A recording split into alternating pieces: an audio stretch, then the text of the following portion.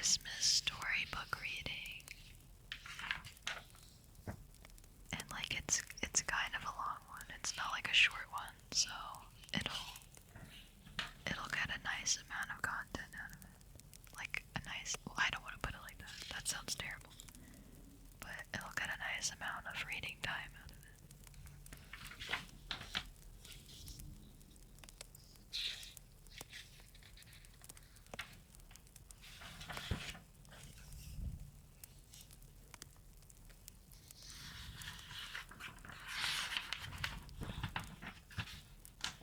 Make for good content.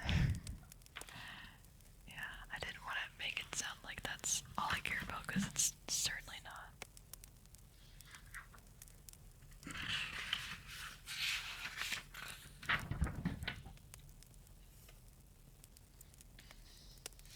Yeah, there's a lot to this book.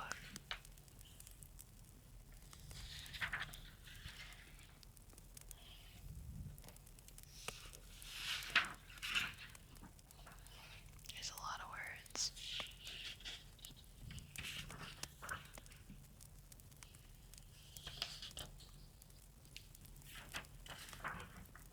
Damn, this might end up being a pretty long stream. But oh well, it'll be cozy nonetheless. Hopefully I'll get through this book in like an hour.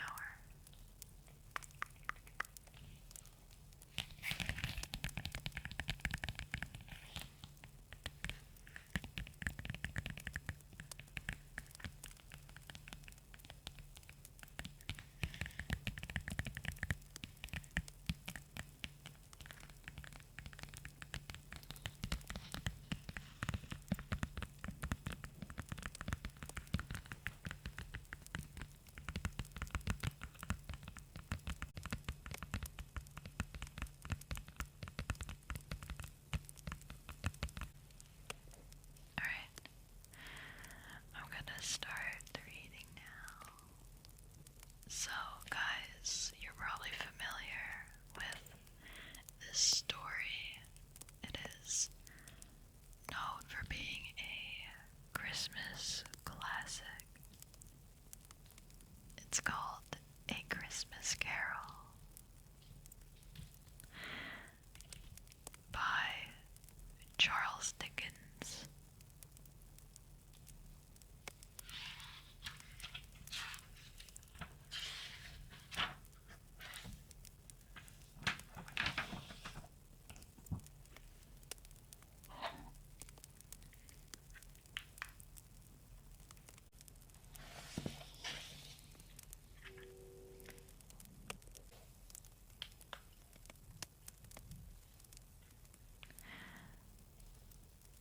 Scrooge and Marley were business partners for I don't know how many years. When Marley died, Scrooge arranged his funeral, took care of his will, and inherited his share of the company. But Scrooge was not shaken up by the sad event. On the very day of the funeral, he hurried back to his office to work. Making money was more important to Scrooge than the memory of a lost friend. Oh, what a stingy tightwad of a businessman Scrooge was. Hard and cold as steel. The gold within him showed on the outside, too. His hair and his eyebrows were frosty white, as if his cold heart had frozen them. Nobody ever stopped him in the street. No beggars asked him for a small gift. No children asked him what time it was. No one ever asked directions of him. Did Scrooge care? No. He enjoyed warning all human kindness to stay away from him.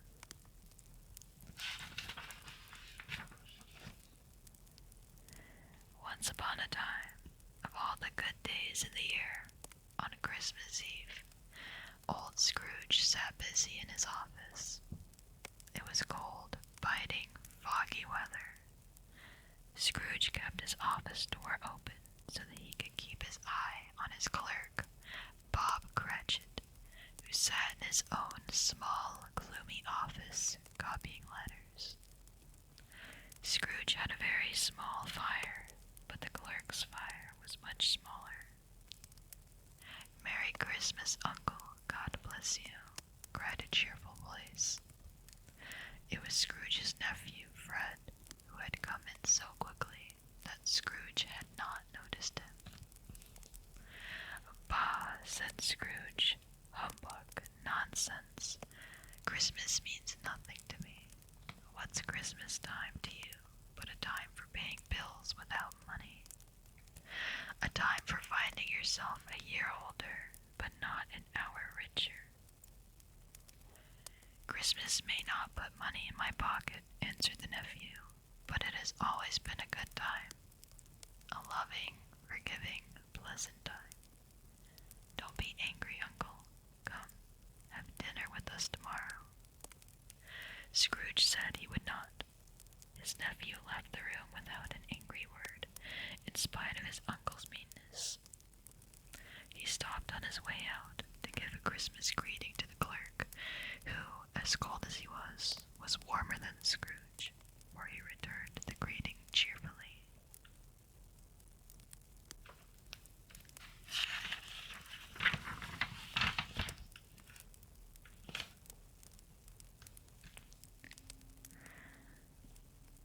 As Scrooge's nephew was leaving, two other people came in. They were plump, pleasant-looking older gentlemen who were collecting money for the poor. "We ask at Christmas time, a time when those of us who have plenty should share with those who have need. How much do you wish to give?" "Nothing," shouted Scrooge. "I wish to be left alone. Good afternoon, gentlemen." Scrooge went back to his work until the time came to close the office.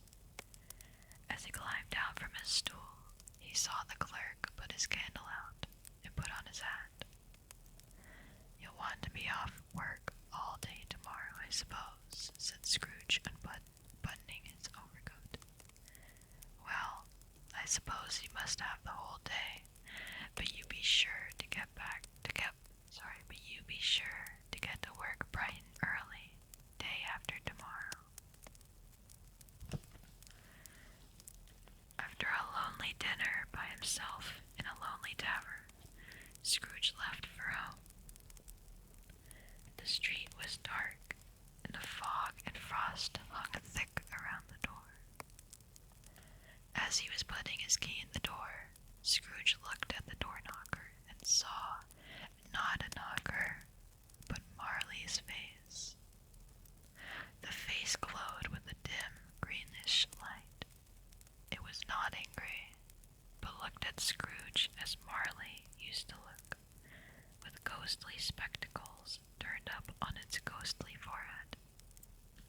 And though the eyes were wide open, they did not move.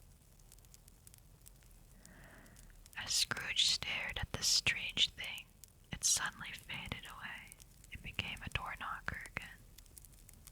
Scrooge was scared. He walked inside, lit his candle, and locked himself in. Double locked himself in. He put on his nightshirt and sat down before the fire to have his tea.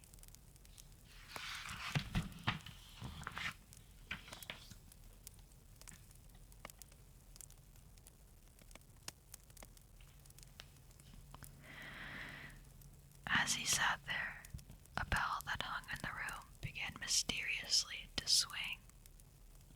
It swung so softly at first that it hardly made a sound. But soon it rang loudly. Then, just as it stopped, another frightening sound rang out. A strange clinking noise down below, as if some person or something were dragging a heavy chain around. The clinking noise became much louder. Something was coming up the stairs, straight towards his door. "It's humbug," said Scrooge. "I won't believe it. I won't." He changed his mind, though, when something passed right through the double-locked door As the thing entered, the dying flame in the fireplace leaped up. It was Jacob Marley's ghost.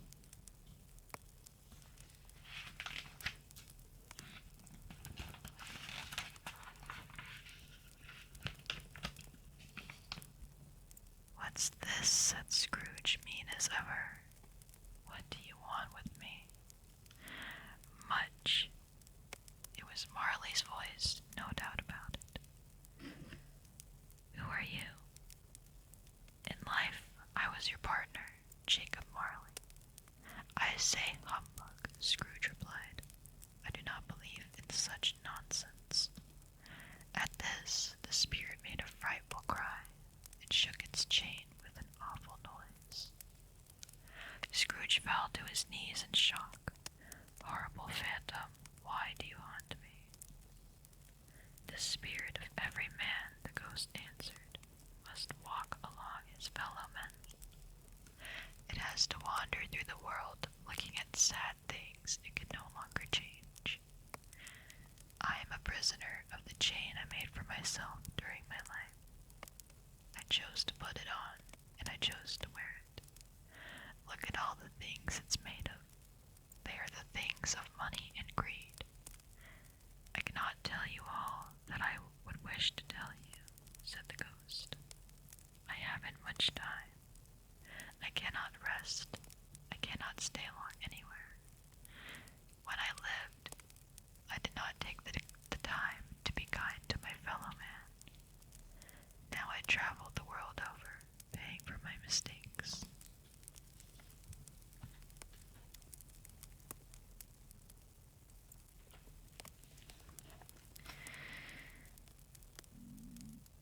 "I have sat invisible beside you many, many days," continued the ghost.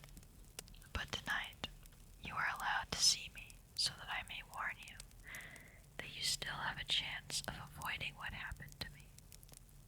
You will be haunted by 3 spirits. The first spirit will visit tomorrow when the bell strikes 1.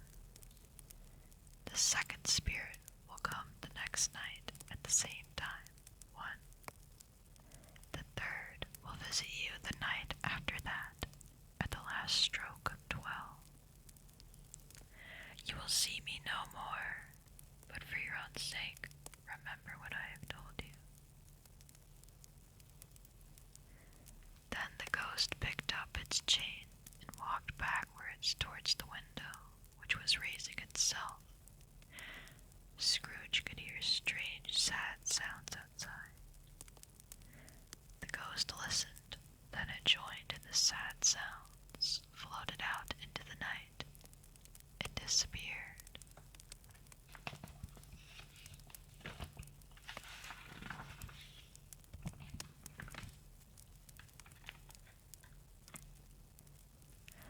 Scrooge closed the window, went straight to bed, and fell asleep. When he awoke, it was dark.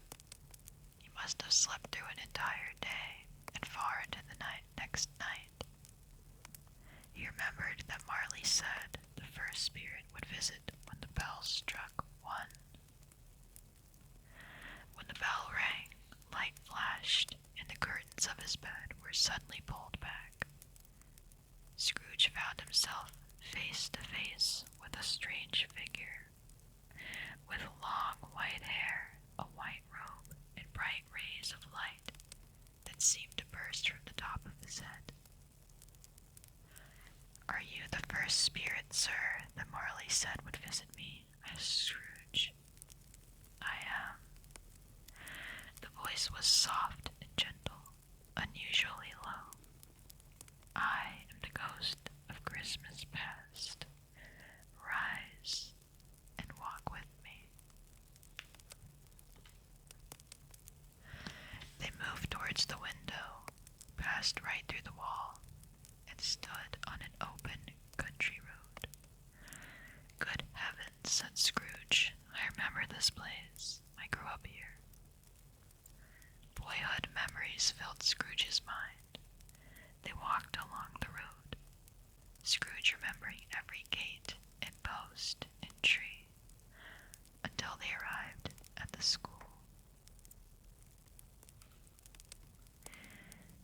children had gone home to be with their families at Christmas.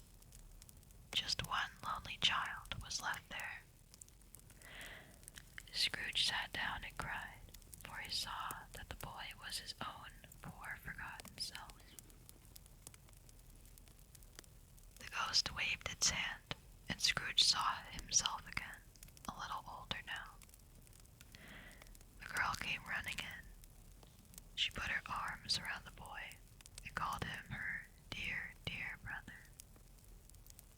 She had come to bring him home for Christmas. Your little sister was a small girl, but she had a big heart, said the ghost. She died a young woman, but as I remember, she had a child, your nephew.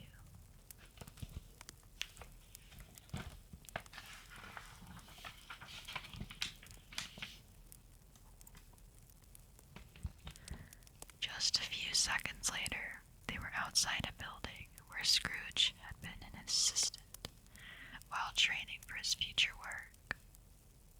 Scrooge saw his past self, now a grown-up young man, along with Mr. Fezziwig and another assistant. "No more work tonight," said Mr. Fezziwig. "Christmas Eve. Put everything away, my lads, and let's have lots of room here." In came a fiddler. In came Mrs. Fezziwig with the 3 Miss Fezziwigs. In came the housemaid, the baker, the cook, and the milkman. Kind old Fezziwig had invited them all. Soon everyone was dancing. There were games, and there was cake, and Christmas punch, and mince pies. Scrooge watched with excitement. Fezziwig's kindness had cost him nothing, but it was a greater gift than all the money in the world. Suddenly, they were in a different place, and Scrooge saw himself sitting with a pretty young girl named Belle, whom he had once loved. "You have given up all of your good hopes and dreams," she was saying tearfully. "Money and profit have become the only things you care about. I have thought a lot about this, and I can let you go."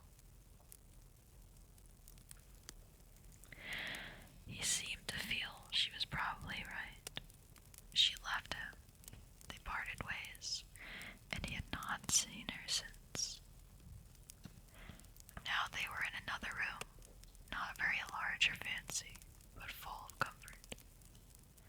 Scrooge saw Belle sitting by the fire with her family.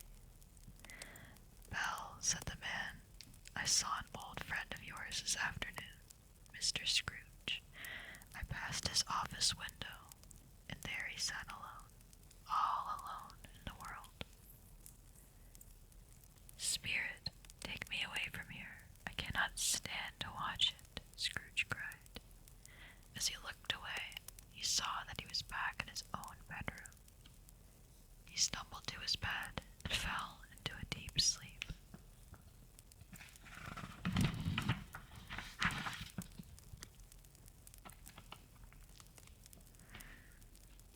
Scrooge awoke. Sure, it must be almost 1, the time Marley had told him the second ghost would visit him.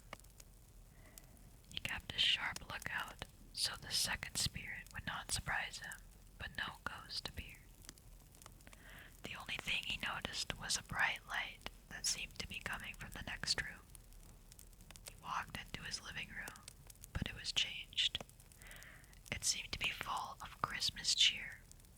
Holly, red berries, mistletoe, and ivy were hanging from the walls and ceiling. There was a roaring fire, and wonderful food piled up on the floor in the shape of a throne. Relaxed upon this throne was a jolly giant with a friendly face, who held a glowing torch up high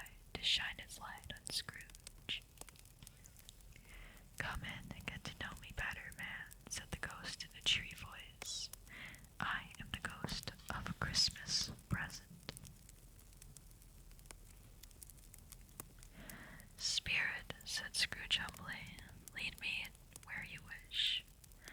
Last night I learned a lesson which I have not forgotten. Tonight, if you have anything at all to teach me, let me gain something from it." "Touch my robe," said the spirit.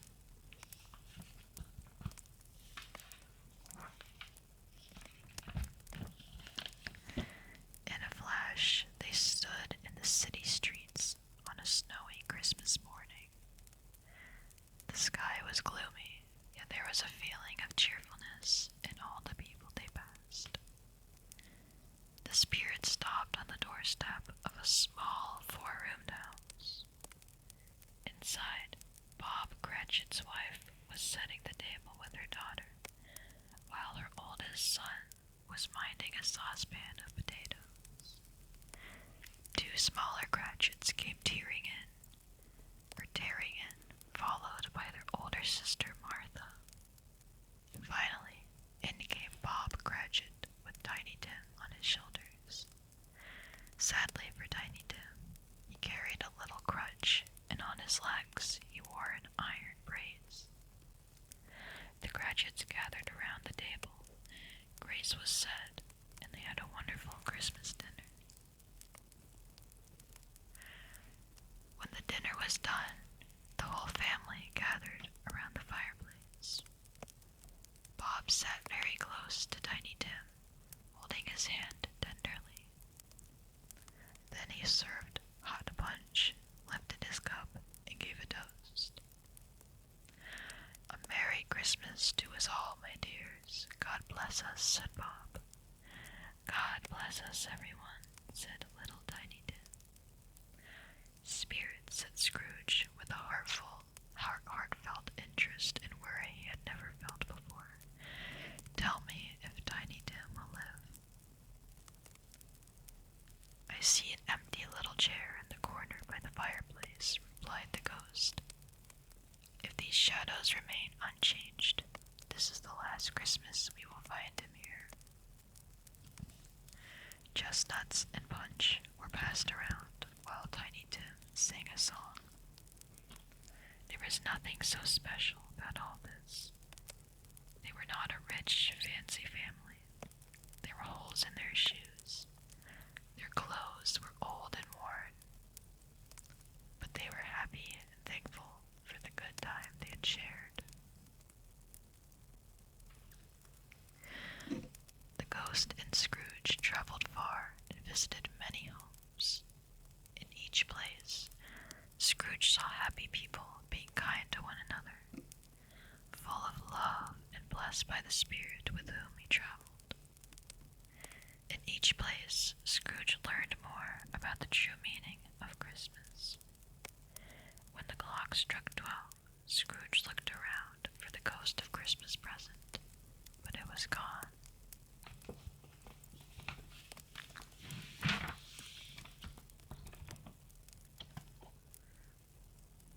As the last stroke of the bell faded away, Scrooge remembered that Marley had said the third ghost would come at exactly that time. Lifting up his eyes, he saw a dark phantom, shrouded and hooded. The phantom slowly, silently came nearer and nearer to Scrooge. It seemed to fill the air with gloom and mystery. It held one hand outstretched. The spirit did not speak or move. "You must be the ghost of Christmas yet to come," asked Scrooge. "You are going to show me shadows of the things that have not yet happened, but will happen in the future." Although Scrooge was quite used to ghosts by this time, he feared the silent shape so much that his legs trembled as he followed in its shadow. Suddenly, they were in the middle of the city's business district. The spirit stopped beside one little group of businessmen and pointed his still outstretched hand towards them. "No," said one man, "I don't know much about it either way. I only know he's dead. It will probably be a cheap funeral, for I swear I don't know of anybody who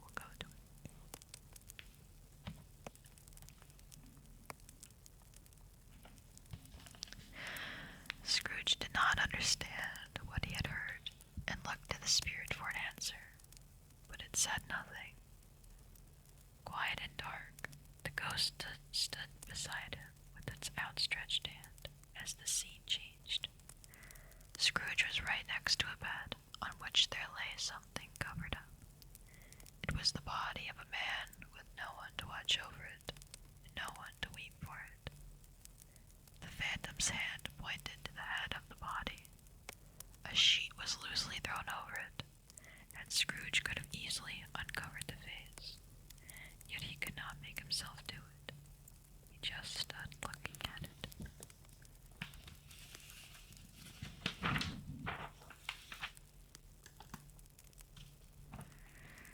Now the ghost took Scrooge through several streets familiar to him. Before long, they came to poor Bob Cratchit's house and went in. Mrs. Cratchit and the children were again seated around the fire. This time the room was very quiet. The once noisy little Cratchits sat as still as statues, looking up at their brother, who was reading to them from the Bible. When Bob came in, his wife hurried to meet him, and the two young Cratchits scrambled up on his lap. Bob was cheerful and pleasant as they gathered around the fire to talk. He had gone to the cemetery that day to make arrangements for Tiny Tim. It's a green and peaceful place, and you'll see it often. I promised Tiny Tim that we would walk there on Sundays, he said. The ghost of Christmas yet to come now led Scrooge in another direction until they reached an iron gate. It was a graveyard. That man that died must be buried there, thought Scrooge. Now I will learn his name. The spirit stood among the graves, pointing directly at one of them. Before I go nearer to that gravestone, said Scrooge, answer me one question. Are these the shadows of things that must be, or are they shadows of things that might be? The spirit said nothing. Scrooge crept towards the dark, lonely grave, trembling as he went. He saw on the stone a name, his own name, Ebenezer Scrooge. No, spirit, Scrooge cried, hear me, I am not the man I was. Because of the lessons I have learned, I am changed. I will be a better person. I will honor Christmas in my heart and try to keep it all the year. Oh, tell me I may wash away the writing on the stone, he finished, as he saw the phantom shrink and disappear. In its place, he saw only a bedpost. It was his own bedpost, his own bed, his own room. His future was still ahead of him.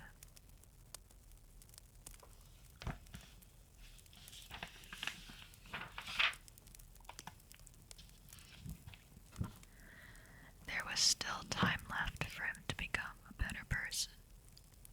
He scrambled out of bed, looked out the window, and laughed. It was Christmas Day. He hadn't missed it. The spirits had done it all in one night. Scrooge dressed in his best and wore a happy smile as he walked the streets.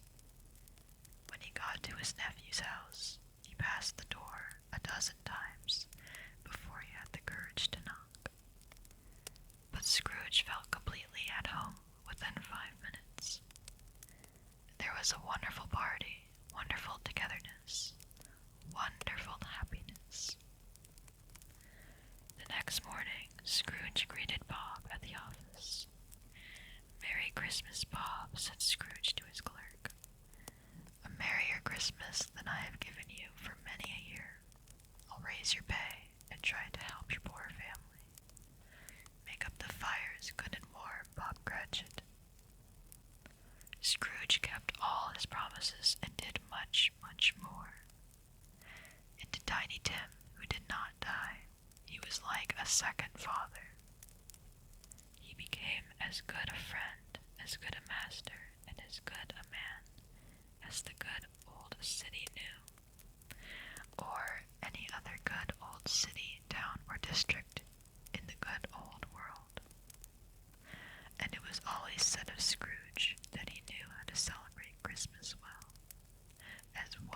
as any man alive. And so, as Tiny Tim said, God bless us, everyone.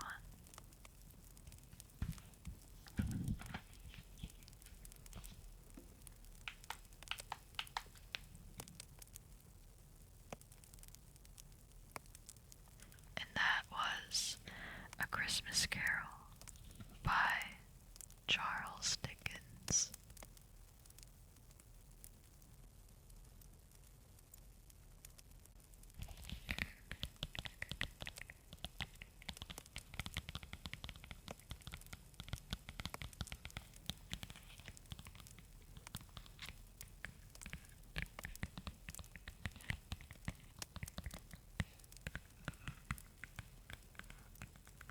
But yeah, I want to get more like short stories like this. There is a certain kind of coziness